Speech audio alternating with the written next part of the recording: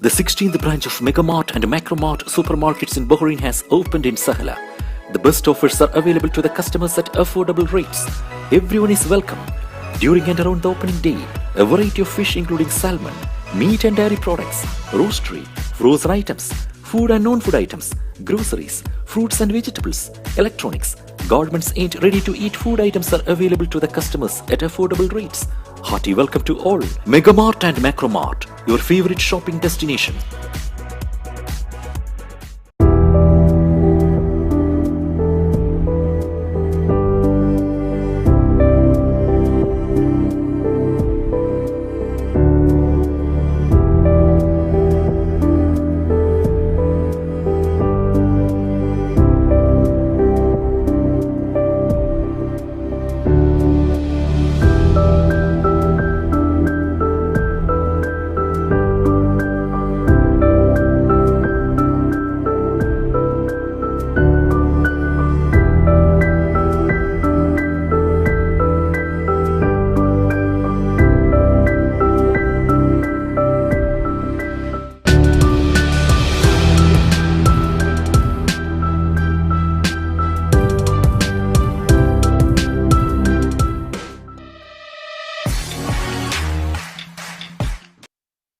The exclusive franchisee of Cochin Kala Bhavan in Bahrain, with over a decade of existence in Bahrain. Exclusive online regular classes have started for classical dances, music vocal, instrumental music, cinematic dance, Kathak, Zumba body fitness, karate and yoga, drawing, arts and craft, children's theatre. For more information, please call 3909 6845 3909 4806 3885 2397 or visit www.bahrainmediacity.com. Since 2006, Magnum Imprint have been offering high standards of quality with our professional team that delivers all your advertising and promotional requirements efficiently and promptly. For more details, please contact 39887088 or 33856330 or 33542530.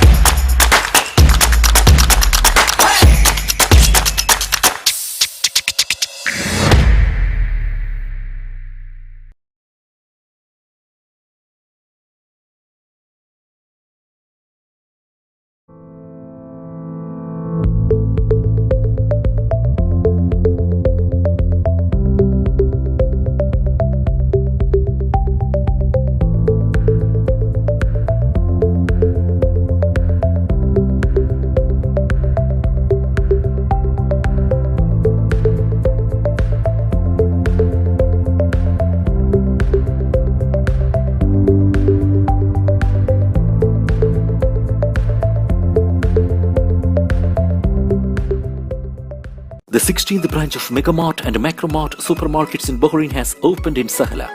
The best offers are available to the customers at affordable rates. Everyone is welcome.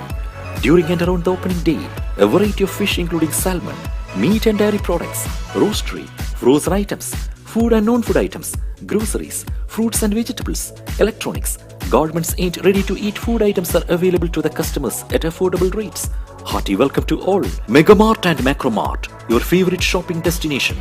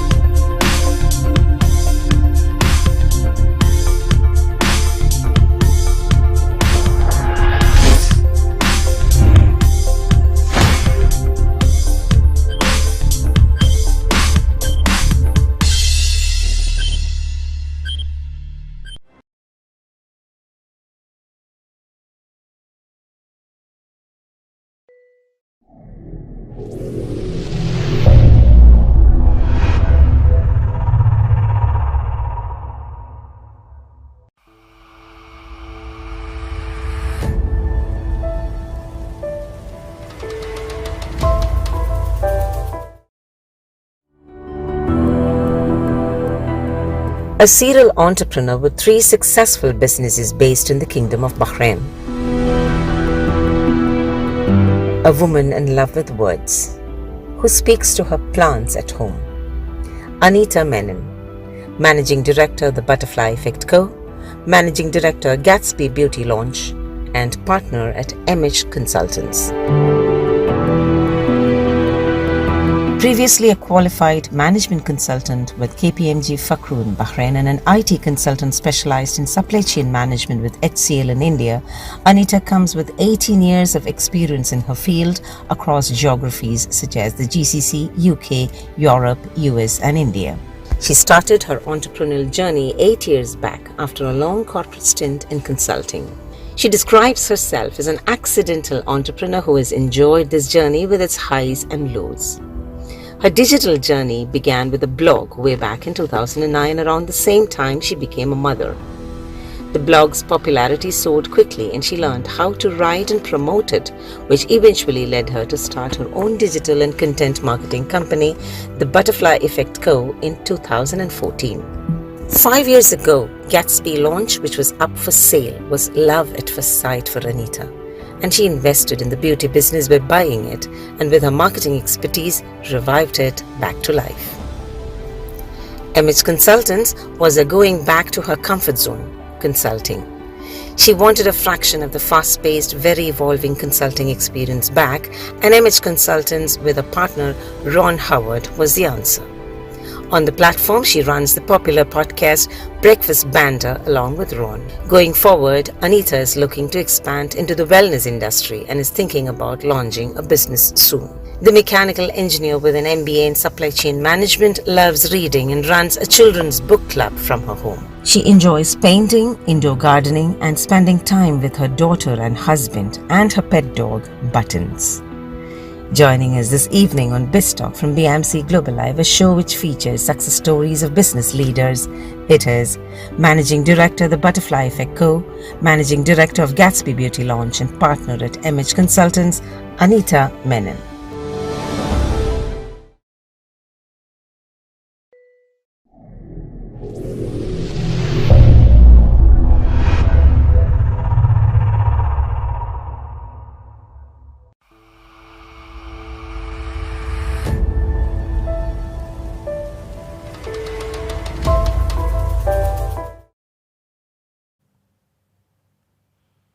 A beautiful combination of business skills, artistic talents, and compassion.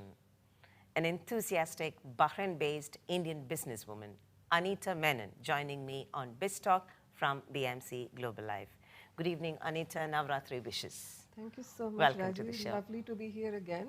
Yes. And such a lovely introduction. Thank you so much.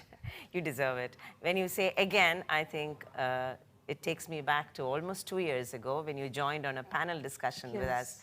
That was a time when you represented the most affected business sector, isn't it? Some grave times back then. Exactly, and it's nice to have some pleasant times ahead of us, Yes, positive and quite vibrant. relieved. Yes, so on that note, let's begin this chat. You touched upon the nerve. You have 3 businesses. Yes. 3 different types. Yes. Media, beauty, and consultancy, Yes, isn't it? Tell us about your journey, Anita. Which was first? What was first? The first was the butterfly effect. Yep. And I started it because I was a blogger for the longest time. I had a food blog for nearly a decade.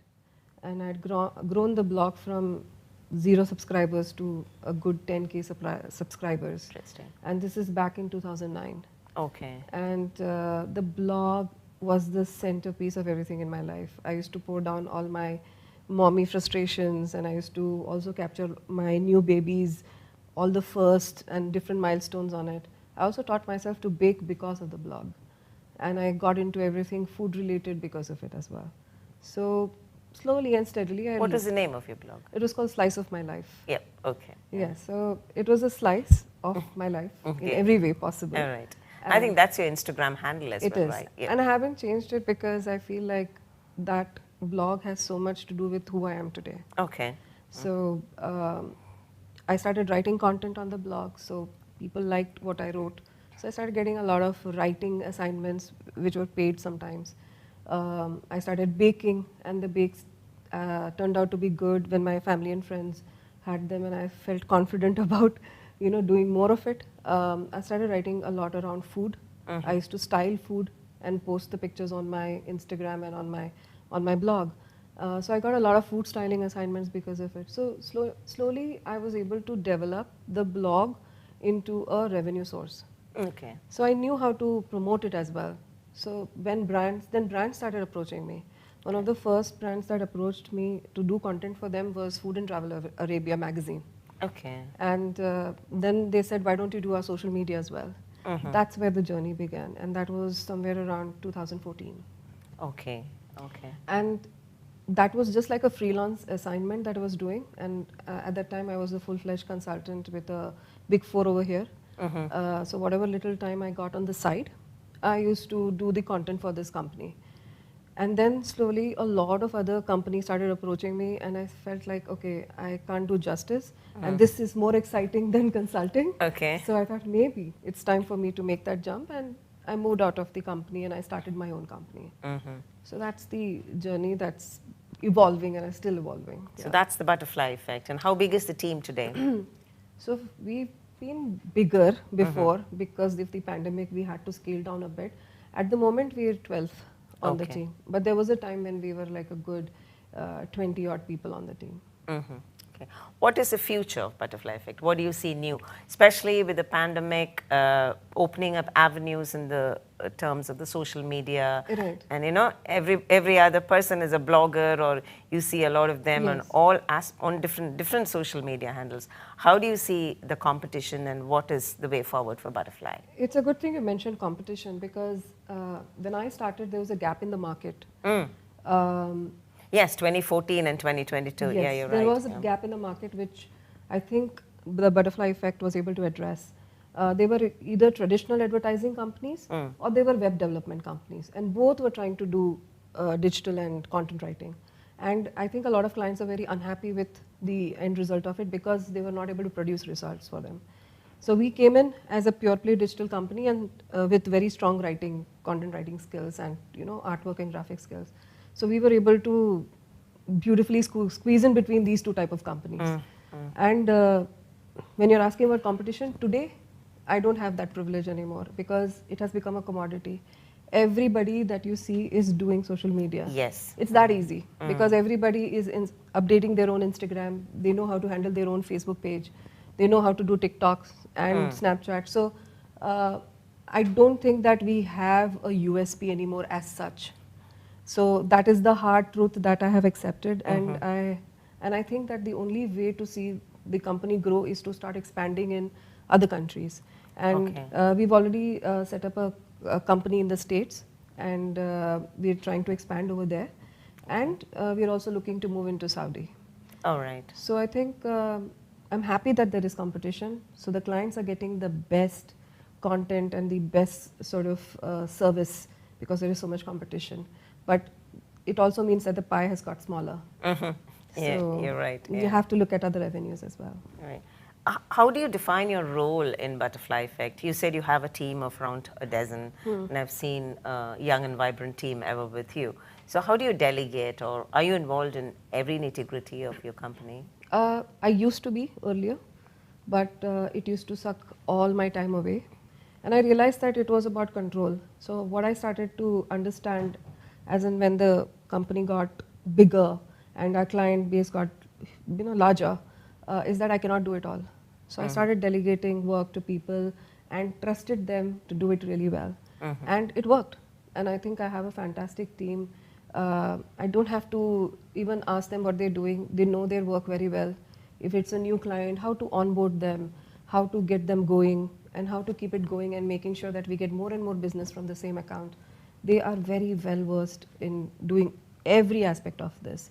And I don't get into the everyday operations anymore.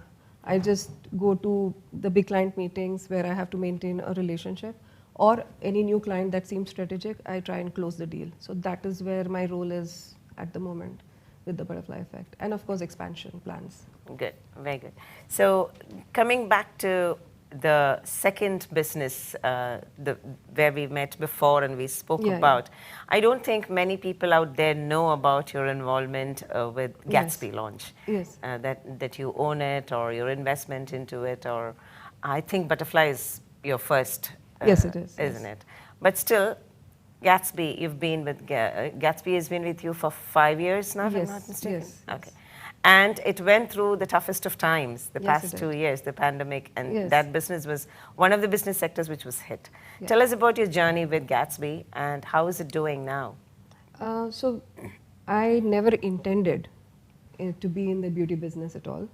It was entirely by chance. I happened to see a salon that was on sale, and somebody else was interested in buying it. They asked me to go and check it out. And here I go, and I love the name because it's Gatsby, and The Great Gatsby happens to be one of my favorite books all time. And I was like, wow, like what a name. And then I go inside, and it's a beautiful salon, but inactive for 1 year, so it's in shambles. But I saw the potential in it. I thought, this is such a fantastic concept. You cannot let this die. So the person who was supposed to buy it backed out. And then I was like, okay, maybe I should buy it. And that was such a crazy idea because I know nothing about the beauty industry. And yet I did. And I learned the hard way, and I'm still learning.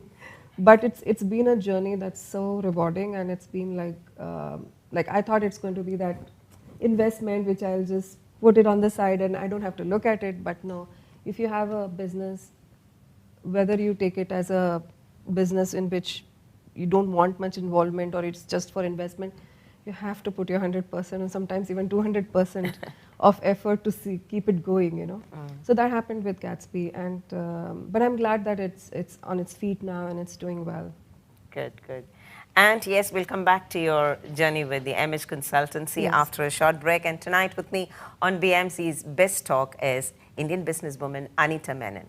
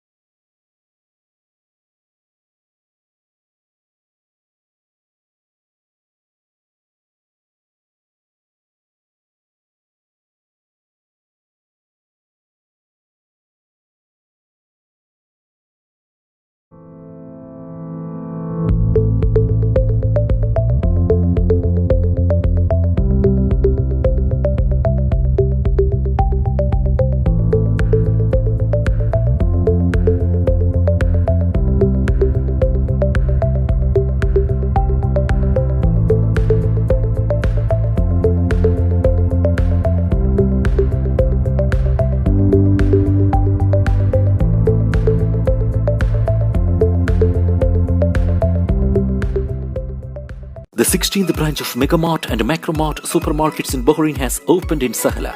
The best offers are available to the customers at affordable rates. Everyone is welcome.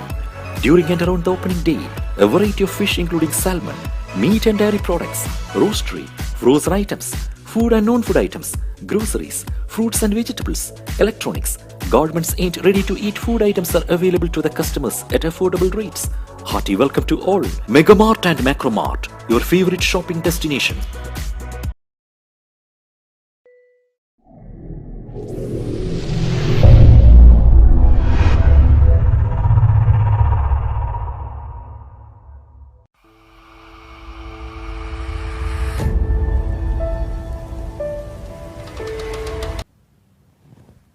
Welcome back to Biztalk from BMC Global Live, and with me tonight is Managing Director of the Butterfly Effect and Company, Anita Menon.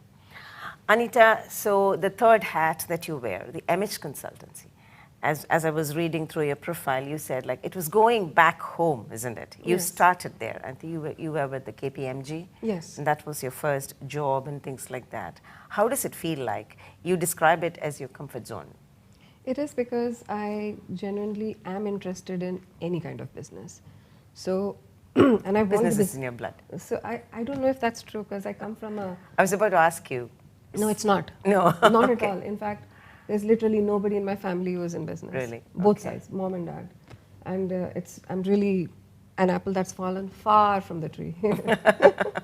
So having said that, yes, consulting has always been my first love in that sense.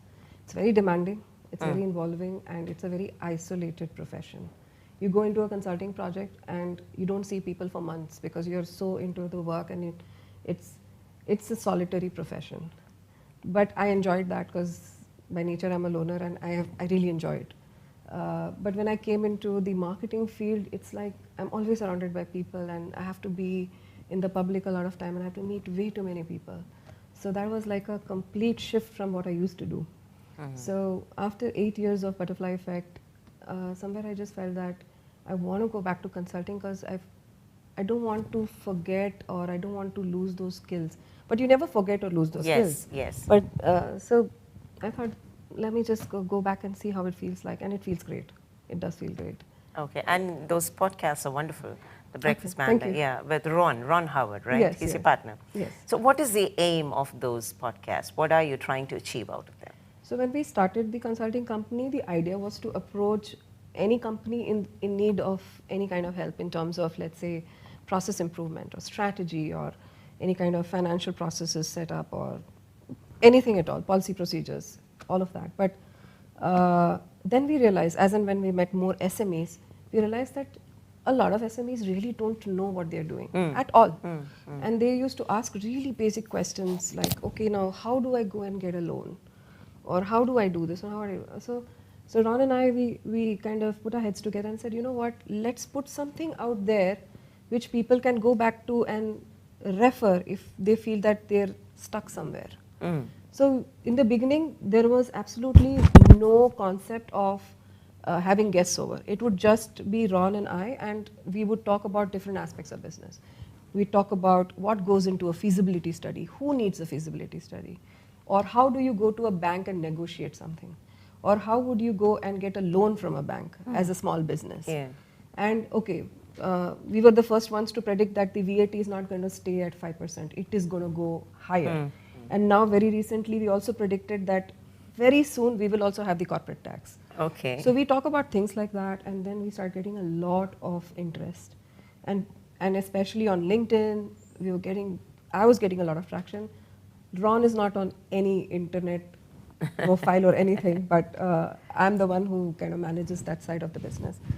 So then we started having guests one by one, because some of the guests came to us and said, can I be on your podcast? I'd like to discuss this. You know, things like that. So slowly it's evolved into this guest format, and then we do some podcasts just between Ron and I. Okay. Yeah, and especially Bahrain with a rich SME background. Yes. Which I think SME is the backbone of Bahrain's businesses. Yes. So I'm sure these banders would do a lot of good. Yeah, we hope so. Yeah. You just said that you've none in your family with a business background, and I love the expression of apple fallen far from the tree. But tell me about your family, Anita. Like, So, and also maybe yeah. like, did you ever dream that you would be a business person somewhere? Oh, no. But before that, I'll tell you about my family. So I was brought up in a township that belonged to the Tatas. Okay. So my father used to work for Tata Chemicals, and that township was like tiny, so tiny that you'd not even see it on the map of India. Okay, where is it? It's called Mithapur. It's very close to Dwarka, Jamnagar, Okay, yeah. in Gujarat. So having been brought up in such a small place, my idea of the world was, I didn't have an idea of the world basically. So I was in such a small place, and my father and mom always, and my mom was also working with Bank of Baroda. So both of them were working, and they always wanted me to join a company like Tata's and spend all those 30, 40 years of my life working for the same company and things. But obviously, I did my engineering and then I did my MBA, and I got placed with HCL. Again, a very big company, a lot of legacy, and a wonderful company to work for, fantastic employee-driven company. Got great exposure there, but my parents expected that I'll continue, and I didn't. I left it when I became a mom, and I took a 2-year sabbatical when my daughter was born. And then they expected, okay, now 2 years, when your daughter's going to school, go back to the workforce, and I did. And I joined KPMG and consulting and all of that. And then I told my mom that I can't do this 14-hour thing anymore. And I don't see my daughter at all because I'm always traveling between Bahrain and Qatar back then. So she's like, okay, so find a job that's easier for you to deal with. I said, no, I don't want to work. I want to do something at home which will, help me spend more time with my daughter. And content writing fits the bill, I can stay at home. I don't have to go anywhere. And they were not really pleased. So we had I think my mom and dad had a lot of sleepless nights. When I quit my job, and I said that I'm starting this company and I'm just going to be home. So from day one, our company's way of working is we all work from home. I have an office in Seif, but we don't really meet there except to have breakfast or celebrate someone's birthday or if a client is coming over, but we generally all work from home. And we feel that we're super efficient and we manage to do a lot of things. So when the pandemic hit and people were crying about working from home and how difficult it is, we've been doing it for ages. So anyways, my parents were not really happy that I became an entrepreneur. But now they're like, good, they're accepted. Right. Yes, and I think that brings me to my question of Bahrain and the support that you received from Bahrain. Oh, yes. I think, pardon me if I'm wrong, there may be others, but the only other Indian businesswoman who comes to my mind is Shantini Raja. Oh, yes. And she also, I had the same question to her. How do you find the business climate in Bahrain? And for an entrepreneur like you, who is jumping from one to the other to the next, and I think soon you're venturing into yet another one. Yes. How do you find the support and the system? What's your take on it? How long have you been in Bahrain? Nearly 11 years. Okay. Yes.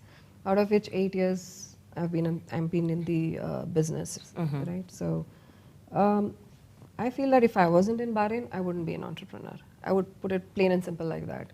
Because I feel that not even a single day did I feel that I was discriminated against, first, for being a woman, second, for being an expat. Never. I've never had that issue. Wherever I approached, if I talk sense, people listen and they will give me the work if they're convinced by what I'm trying to tell them. So I've never faced any kind of discrimination of any kind, any sort in these 8 years of being in any kind of business, which is, I have all 3 types of businesses, right? So no, I've never faced any problem. In fact, I've only gotten a lot of support. Everybody's very encouraging of, supporting the next business. And for example, Tamkeen weight support. So I have a lot of Arabic, a lot of Bahraini staff with me. And I need it because content writing has to be bilingual. Right? Yeah. And I have these amazingly skilled, very talented kids on board. Now they're not kids, they joined me around 8 years back and now they're all quite grown up. Yeah. But the weight support system is one of the best things that has happened. And that gives me so much relief as a business owner because a lot of the cost is taken care of, the fixed cost of salaries, That's right. So yeah. I feel that it's just pretty amazing.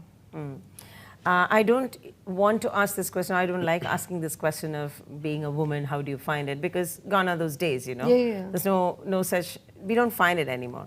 But as a successful entrepreneur, I would term you in Bahrain, and a person who came in with no business background, and from your story, like it just happened, it just developed. Yeah. What would be your tip to some man or woman out there who would be thinking to take a bet, like, you know, should I jump or not? What would be your tip from your life experience? I think that you don't want to get into a business that everybody's doing. You want to address a specific need in the market. Then that will ensure your sustainability in the market. If you try and do what everybody else is doing, no matter how amazing you are, it's really tough to kind of do well. Yes, you may survive somehow, but you're not going to do well. And ultimately, you will get frustrated and you're going to close down your business. You have to address a gap in the market, fulfill it with the best possible service level that you can, and then you will see how your business grows. This is the only tip I can give from all the experience that I've had, running these 3 businesses. Right. That's a great take back from an established serial entrepreneur, Anita Menon, who is with us this evening on Biztalk from BMC Global Live. Let's take a short break.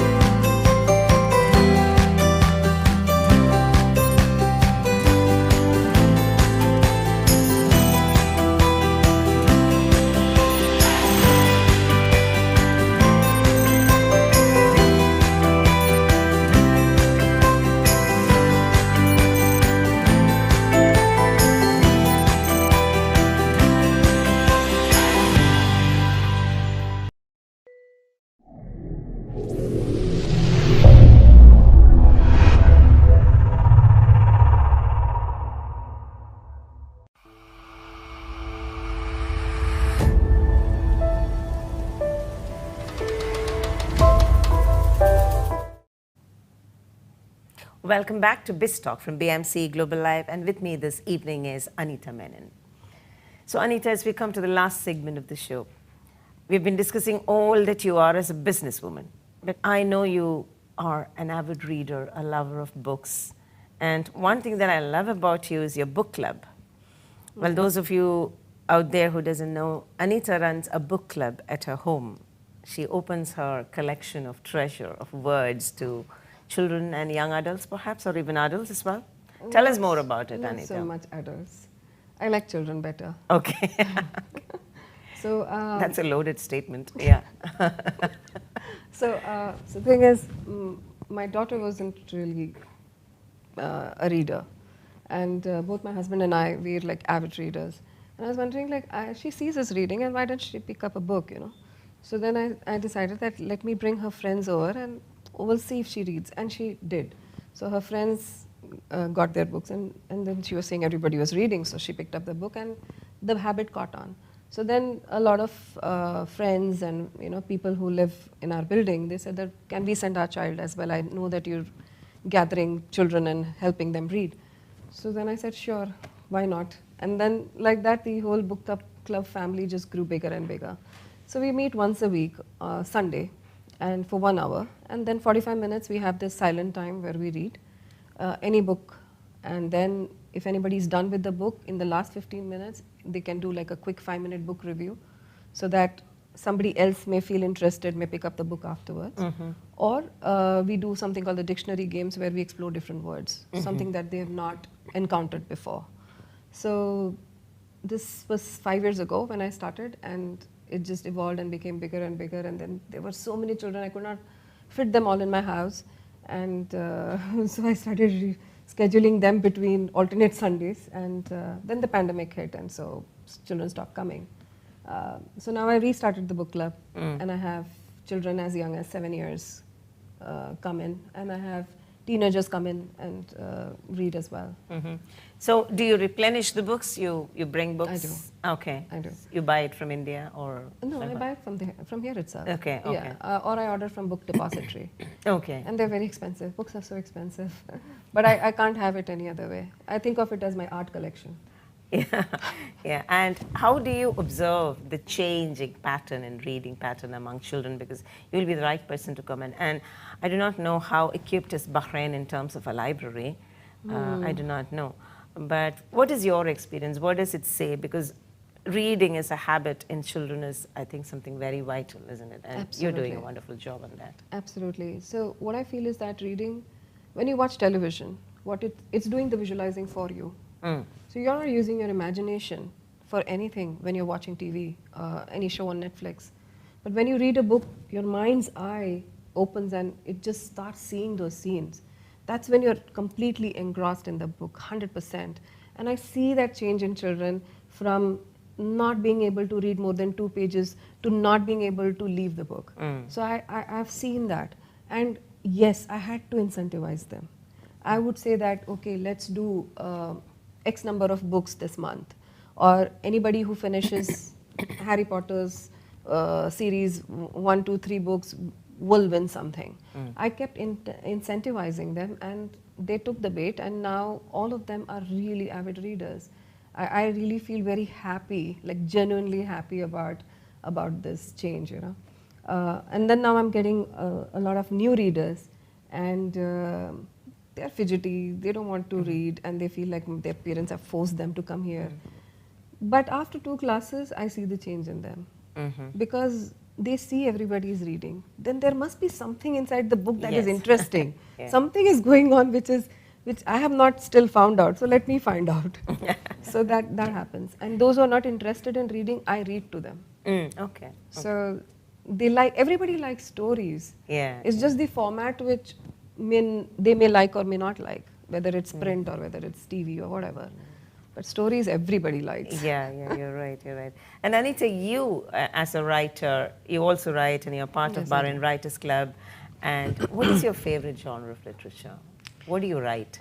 I actually... Other than the content writing, I'm talking about the personal stuff. I don't do much content writing anymore. In between, I used to write articles for business magazines, but I don't do that either because I really don't have the bandwidth to do that. I really like to read literary fiction. That Okay. is my favorite genre. And I write in the same. I did dabble in a little fantasy fiction for young adults, and I have it ready, but I haven't published anything. Okay, I was about to ask you, do you have any publishing dreams? Oh, definitely. Yeah. But I get cold feet. Like I can jump into the most risky business, but getting my work published just gives me such cold feet that I'm not able to take that, decision. Hopefully in the future. Right, Yeah. Yeah, it was nice chatting with you this evening. Anita, tell us about your future plans. I think you are thinking forward in terms of business, Yeah. or as in your passion. What is in store? I think again it comes back to addressing a gap in the market, and I'm going to do just that in 1 month's time. And I don't want to reveal what it is till it's actually open. But within 1 month's time, I'll be addressing a gap in the market which I saw, and it's going to be something nice. Yes. Okay. But it's in the wellness industry. Okay. All the very best to all your ventures, and it was really inspirational, whatever you said, thank you whatever so you much. shared. And you look as colorful as a butterfly. Thank you for Thank you. adorning the studios. Can I have your final comments, please? Thank you so much for having me. Whenever we have such a chat with anyone is when I have the time to reflect about what I've done. Until then, we're just going from one day to another day, trying to overcome one challenge after the other. But this is the time I have when you're asking me something and I'm reflecting and I'm answering something, which helps me understand me better. Right. So I think it's been a great experience. And as far as parting comments are concerned, I feel Bahrain is the best market to try out anything new. A great, great pilot market, which if successful can be taken to the rest of GCC or to the rest of the world or the region. So anybody who wants to launch a business cannot find a better platform. That is what I would say in the end. Thank you very much, Anita. All the very best. Thank you so much. Thank you. Thank you. Truly a butterfly effect. That was the colorfully vibrant and enterprising Indian entrepreneur, Anita Menon, with us this evening on Biztalk from BMC Global Live. Until we meet next week with yet another guest, this is Raji Unnikrishnan signing off. Good night.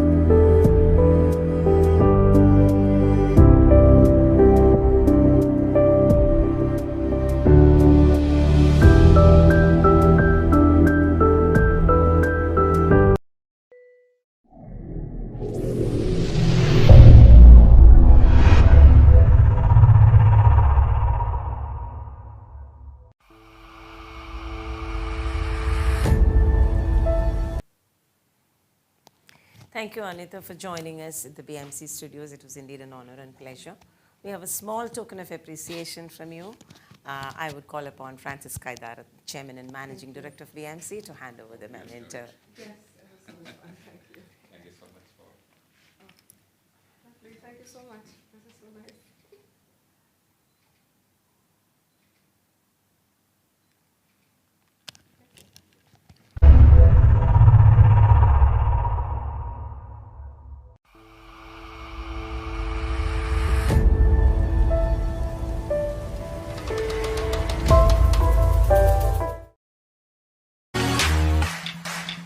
The exclusive franchisee of Cochin Kala Bhavan in Bahrain.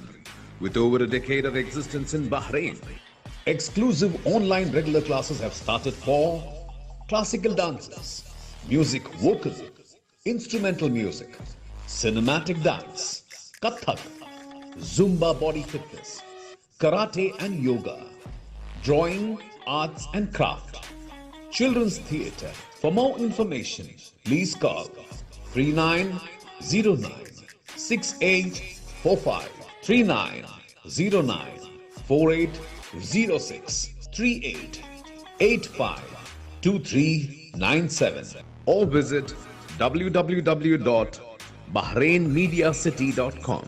Since 2006, Magnum Imprint have been offering high standards of quality with our professional team that delivers all your advertising and promotional requirements efficiently and promptly. For more details, please contact 39887088 or 33856330.